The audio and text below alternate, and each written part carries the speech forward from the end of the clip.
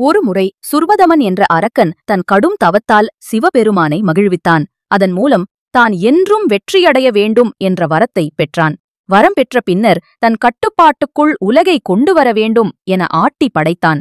தேவலோகத்திற்குச் சென்று அனைத்து தேவர்களையும் பிடித்து தன் சிறையில் அடைத்தான். ஆனால் சுர்வதமனிடம் சிக்காமல் இந்திரன் மற்றும் வருண பகவான் தப்பிச் சென்றுவிட்டனர். அசுரர்களின் தளபதி இந்திரன் தென் இந்தியாவின் மறைந்து ஒளிந்து கொண்டு விட்டார். அவரை பிடிக்க முடியவில்லை என தெரிவித்தார். இந்திரனை சிறைப்பிடித்தே ஆக வேண்டும் என வேட்கை கொண்டிருந்த சுர்வதமன் வானில் பறந்து கொண்டிருந்தபோது வருண பகவானை பிடித்தார். உன்னையும் சிறையில் அடைக்காமல் இருக்க வேண்டுமெனில் தென் இந்தியாவில் ஒரு சொட்டு மழை கூட பொழியக்கூடாது. அப்படி செய்தால் தென் இந்தியாவில் அடைக்கலம் கொடுத்த மக்கள் இந்திரனை என்னிடம் ஒப்படைப்பர் என கட்டளை விதித்தார்.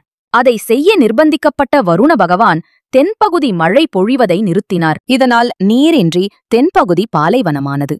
தமிழைச் சிறப்பித்துக் கொண்டிருந்த அகத்தியர் மக்கள் படும்பாட்டை பொறுக்க முடியாமல் பிரம்மதேவரை நோக்கி தவமிருந்தார். பிரம்மன் காட்சி அளித்தபோது தென்பகுதியை வளமாக்க வேண்டும் என வேண்டினார்.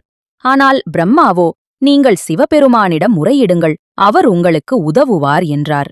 சிவனை வேண்டிய அகத்தியருக்கு தன் தலை இருந்து செல்லும் கங்கையின் ஒரு பகுதியை அகத்தியருக்கு கொடுத்தார். அதை கமண்டலத்தில் அடைத்து தென்பகுதிக்கு வந்தார்.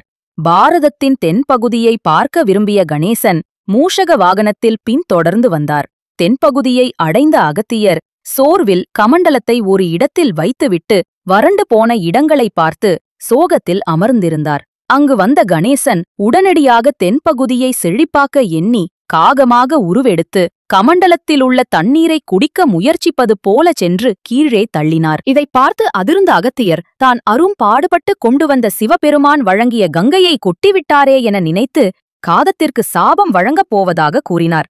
அப்போது தன் சொந்த உருவத்திற்கு திரும்பிய கணேசனை பார்த்தவுடன் கும்பிட்டார். விநாயகரோ தென்பகுதி வறண்டு கிடப்பதை பார்க்க முடியவில்லை. அதை உடனடியாக செழிமையாக்க நினைத்ததால் தான் இப்படி செய்தேன். அங்கே பாருங்கள், ஆறு பொங்கி வருகின்றது என்றார். விநாயகர் காகமாக மாறி நீரை பரப்பியதால் காவிரி என பெயர் பெறட்டும் என அகத்தியர் கர்நாடகா, தமிழகத்திற்கு வாழ்வாதாரமாக இருக்கும் காவிரிக்கு பெயர் வைத்தார்.